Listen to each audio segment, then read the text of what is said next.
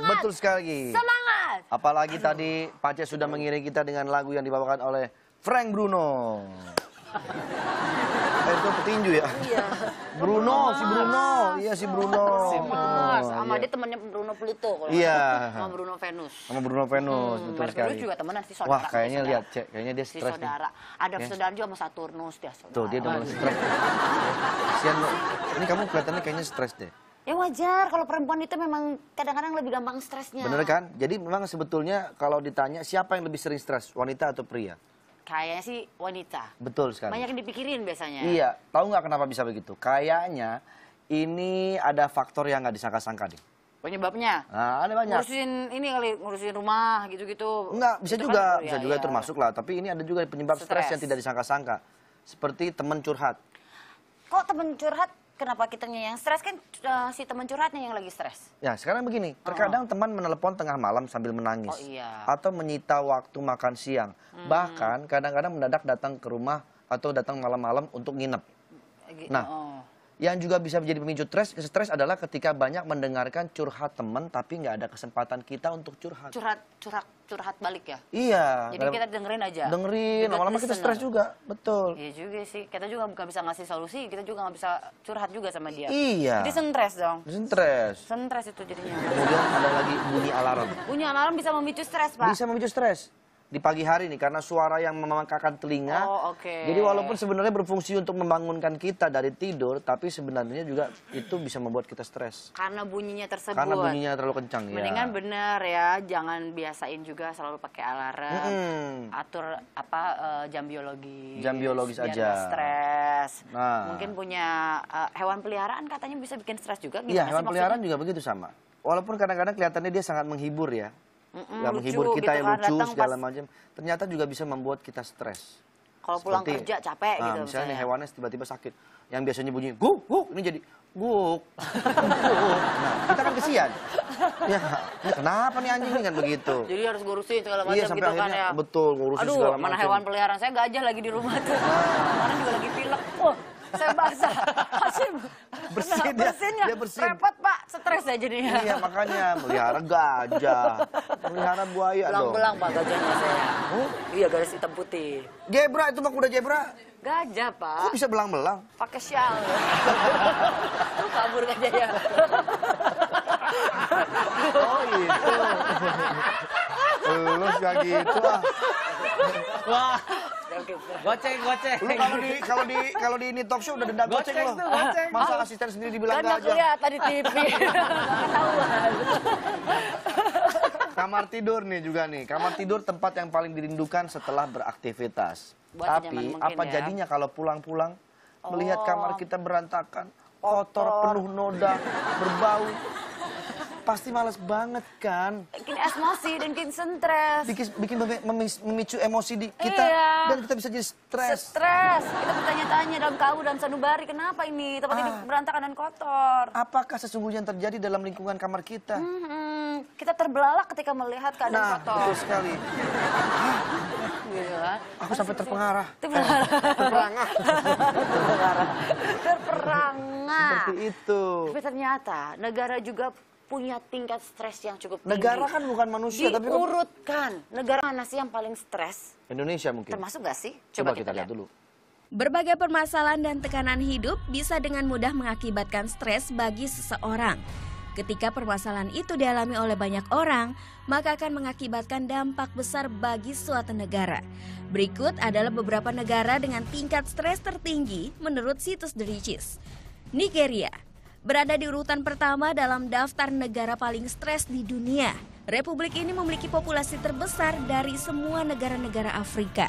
Meski kaya akan sumber daya alam, termasuk seng, gas alam, timah, dan minyak bumi, Nigeria terkenal dengan pemerintah yang sangat korup. Sehingga 60% dari penduduknya hidup di bawah garis kemiskinan dan hingga 5 juta orang di Nigeria hidup dengan HIV atau AIDS. Banyak masalah lingkungan termasuk tingkat besar deforestasi, populasi air, dan cepat urbanisasi. Afrika Selatan terkenal sebagai tempat kejahatan yang ekstrim. Sampai 1994, negara itu di bawah pemerintahan minoritas kulit putih yang ekstrim, meskipun pemerintah demokratis sekarang positif, masih ada ketegangan yang signifikan antara penduduk kulit putih dan bangsa kulit hitam di negara itu. Ekonomi Afrika Selatan menurun drastis pada 2009 dan menyebabkan pengangguran massal. Negara Amerika Tengah El Salvador. Penduduk di negara ini menghadapi segudang kesulitan stres, termasuk masalah dengan kekerasan, kemiskinan, imigrasi, dan hak asasi manusia. Penduduk El Salvador yang berimigrasi ke Amerika Utara setiap hari terus meningkat. Namun mereka harus berurusan dengan imigrasi yang ketat setelah berhasil melarikan diri ke negara Amerika lainnya. Hal inilah yang membuat tingkat stres semakin bertambah. Ya, beberapa di antaranya memang negara-negara yang sering mengalami konflik ya. Iya. Tingkat stresnya pasti lebih meningkat. Ya, biasanya negara-negara konflik seperti itu ya. Mudah-mudahan Indonesia tidak mengalami seperti itu ya. Paling memang kalau stres jalanan lah biasanya. Ya. Memang akan lebih meningkat emosi dan lain-lain ketika terjadi kemacetan di Betul. pagi hari. Jakarta sih termasuk yang luar biasa. Betul. Ini kita mengajak juga kepada seluruh masyarakat Indonesia. Ini adalah contoh tadi ya. Kita harus menjadi negara yang kuat, negara yang jangan stres, tapi negara yang negara yang bisa bersatu padu. Bineka Tunggal Ika. Bineka Tunggal Ika. Berbeda-beda tapi tetap bersatu juga untuk menjaga kedaulatan bangsa Indonesia. Luar biasa nih kita ngomong harus ada yang serius, jangan bercanda. Iya, saya nggak pernah bercanda, Pak. Nggak pernah. Soalnya bukan apa, saya udah banyak yang minta untuk jadi kepala daerah, cuman saya nggak mau. Saja. Ya. Oke. Ini dia nih, beberapa pekerjaan dengan tingkat stres tertinggi. Apa aja pekerjaannya? Coba kita lihat. Faktor pemicu stres bagi sebagian orang tentunya berbeda-beda. Namun salah satu hal yang bisa menjadi pemicu utama adalah rutinitas penuh tekanan dan suasana tidak menyenangkan yang terjadi terus-menerus. Berikut beberapa pekerjaan yang diakui memiliki tingkat stres tertinggi. Perawat lansia dan babysitter. Tiap harinya kedua pekerjaan ini diharuskan memberi makan, memandikan, dan merawat orang yang sakit atau terlalu muda, sehingga tidak mampu mengungkapkan rasa terima kasih. Jadi, inilah yang bikin stres karena harus menghadapi orang sakit dan gak dapat dukungan positif dari apa yang dikerjakan. Pramusaji, upah rendah, pekerjaan melelahkan, dan selalu diperintah oleh banyak orang mengenai apa yang harus dilakukan setiap hari. Sebanyak 10% pramusaji mengalami depresi berat dalam setahun terakhir. Pekerja di bidang kesehatan, dokter, perawat, terapis, dan profesi lain yang banyak memberi bantuan kepada orang lain, namun sering melupakan diri sendiri. Jam kerja yang lama dan tak tentu, serta kenyataan kalau keselamatan orang lain di tangan mereka, itulah yang jadi faktor pemicu stres. Penasihat keuangan. Banyak orang yang tidak suka berurusan dengan tabungan dan keuangan mereka. Nah, bayangin aja orang harus menangani ribuan dan jutaan uang untuk orang lain. Ada tanggung jawab besar saat mengelola keuangan orang lain. Ketika klien kehilangan uang, mereka akan dihujat banyak orang. Seniman, entertainer, dan penulis. Biasanya pekerjaan ini tidak mendapatkan upah yang teratur. Jam kerja tak menentu, dan sering terisolasi dari kehidupan sosial. Orang-orang kreatif memiliki tingkat gangguan mood yang tinggi. Dan sekitar 9% orang dilaporkan mengalami depresi berat. Kalau melihat kayak begitu, kita tentu harus menghargai dan mengucapkan terima kasih ya kepada ya babysitter, perawat. Mereka kadang-kadang tidak memikirkan diri sendiri, hanya untuk memikirkan orang lain. Tapi memang benar ya, kita juga bekerja seperti ini kadang-kadang tingkat stresnya cukup tinggi. Betul, Waktunya kan, apalagi kalau misalnya kayak pemain sinetron dan lain-lain, pagi ketemu pagi segala macam, dan memang nggak ada waktu yang jelas juga. Penghasilan juga kadang-kadang kita kalau lagi banyak-banyak gitu, nggak ada aturan, nggak ada penghasilan tetap penghasilan ya. tetapnya. Betul sekali. Nah itu, tapi untuk biar kita nggak stres, ini kelihatannya kita kan ceria-ceria mulu. Ada tips. Padahal mungkin sebenarnya kita juga ada stresnya juga ya.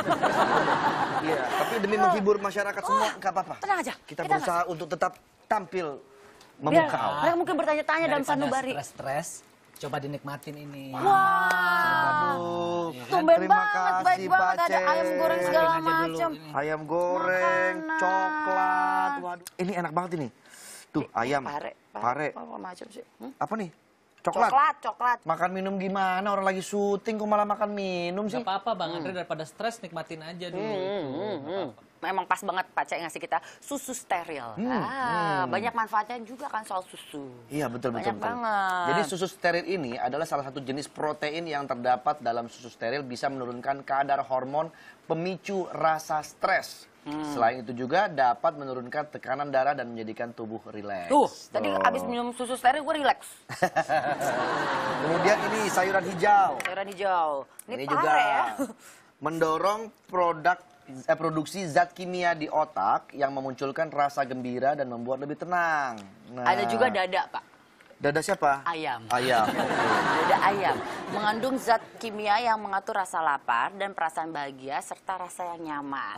Ih, baik banget ya Pak Cek di tumben-tumbenan nih. Dan juga ada totat. Coklat. Dark totat atau dark coklat coklat. untuk mengusir stres. Nah, jadi ini bisa ngusir gitu ya. Jadi ketika ada coklat, ada stres, diusir. Aduh. Jadi cukup segigit coklat hitam ini mengandung antioksidan dalam coklat ini bisa membuat dinding pembuluh darah menjadi lebih rileks. Sehingga peredaran darah pun lancar. Lebih lancar, mantap. Tumben banget sih. Pak Cek baik banget sih. Kasih kita makasih ya, Pak Cek. Aduh. Makanan, segala macam. Cobain enak banget nih.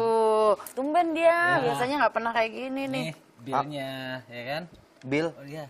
Bil apaan? Udah dicoba semua kan? Ini bayarnya. Lu nggak ngasih gratis, maksudnya suruh bayar? Ya enggak lah, hari gini gratis.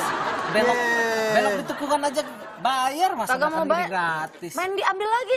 Hah? Dia diambil lagi nih? Iya. Kalau ini nggak bawa bayar dulu. diambil. Hah? Ntaran aja lagi baru makan lagi. Si Pak Cek. Ya. Pak Cek, Udah biarin aja, Ti. Udah, ntar kok gitu aja. sih? Untung tadi kita udah minum susunya. Lumayan. Lumayan. Bayar bentar. Bayar lagi enggak kan belum dimakan semuanya tuh makanan ya kan? Lumayan dapat ayamnya. Dapet. Wah, jago juga lu tipsnya. Tapi ngomong-ngomong, ada lagi nggak tips-tips menghadapi stres yang selain yang tadi? Yang pasti kita harus melakukan hobi yang kita sukai. Bener ya? banget ini. Hobi saya kan ngeliatin mobil-mobil klasik gitu ya. Itu penghilang stres ya Bang Ade? Hilang stres saya, beneran. Cuman jadi tambah stres lagi. Kenapa? Karena bagaimana cara belinya? Bayar. Pas bayarnya stres, pas ngeliatinnya seneng. Coba ini apa olahraga. Oke, olahraga pasti. Olahraga bagus. Yoga, meditasi. Itu kan apa ya bikin tenang. Coba. Terus juga menghilangkan stres. Coba Esti, coba. Nih, tarik nafas. Tarik napas. Angkat tangannya ke atas, Bang Andre. Buang napas, turunkan tangan dengan perlahan-lahan. Lagi sekali lagi. Tarik napas lagi. Buang napasnya. Relax kan? Stres hilang ya. Relax. Ya. Tapi kok agak mulus gue jadi. Karena buang napas dulu dari Coba tadi. sekarang, sambil tarik napas, tangan kanan memegang kuping di sebelah kiri. Kuping sendiri. Kuping sendiri. Oh ya, tarik napas, tangan kanannya sendiri, megang kupingnya sendiri yang di sebelah kiri. Oke. Bisa dijelasin begitu ya. Buang nafas. Rasakan ada tarikan di leher sendiri ya. Sehingga leher yang pegal-pegal bisa terasa lebih nyaman. Oke, berteriaklah. Bener loh, berteriak tuh. Iya berteriak bisa Berteriak tuh ngurangin stres. Iya benar. Bu Cita! Tuh, stresnya hilang kan? Cuma dihubur-hubur orang loh. Tapi benar loh, berteriak lepas itu dengan suara lantang merupakan cara baik untuk mengatasi stres. Ini tipsnya untuk sahabat pagi yang biasa nyetir sendirian di tengah-tengah kemacetan, mendingan sambil nyanyi-nyanyi teriak-teriak. Itu lumayan loh mengurangi stres. Iya, tapi jangan lepas baju ya. Lepas baju.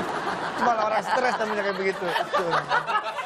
Waduh. Untung dia waktu itu nggak stres. Nah, tuh Pak Cek ketawa. Ketawa juga bisa menghilangkan stres. Itu menghilangkan stres. Oh, kayak nonton ini talk show gitu kan, menghilangkan stres. Nonton pagi-pagi. Pagi-pagi nonton Tonight Show itu Ya, promonya semua.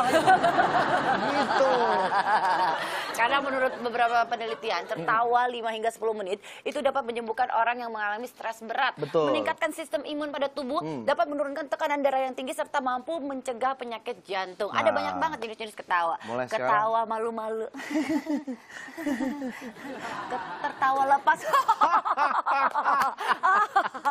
Ketawa dibayar.